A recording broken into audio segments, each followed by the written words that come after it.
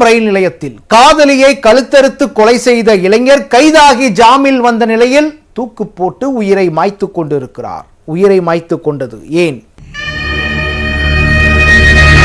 நாகப்பட்டினம் மாவட்டம் கீழ்வேலூர் அடுத்துள்ள ஆதமங்கலம் ஜீவாநகர் பகுதியைச் சேர்ந்தவர் ராமச்சந்திரன்.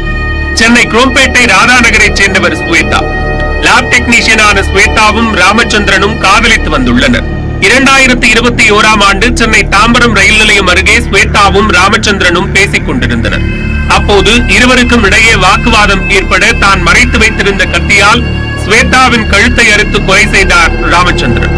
தானும் கழுத்தை அறுத்துக் கொண்டு தற்கொலைக்கு முயன்றார். ஸ்வேதா சம்பவ இடத்திலேயே உயிரிழந்த நிலையில் ராமச்சந்திரன் மருத்துவமனையில் அனுமதிக்கப்பட்டு போலீசாரால் கைது செய்யப்பட்டார்.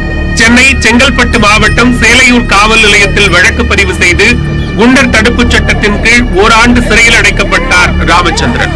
ஜாமீனில் வந்த ராமச்சந்திரன் தனது சொந்த ஊரான நாகப்பட்டினத்திற்கு சென்று விட்டார். இந்நிலையில் வீட்டில் படுத்திருந்த இவர் திடீரென காணாமல் போனதால் பெற்றோர் அதிர்ச்சி அடைந்தனர். பல இடங்களில் அவரை தேடிய நிலையில் வீட்டின் பின்புறத்தில் உள்ள புளிய மரத்தில் தூக்கில் தொங்கிய நிலையில் இருந்தார் ராமச்சந்திரன். அவரை மீட்டு திருவாரூர் அரசு மருத்துவக் கல்லூரி மருத்துவமனைக்கு கொண்டு சென்றனர். ஆனால் ராமச்சந்திரன் ஏற்கனவே இறந்து விட்டதாக மருத்துவர்கள் தெரிவித்தனர்.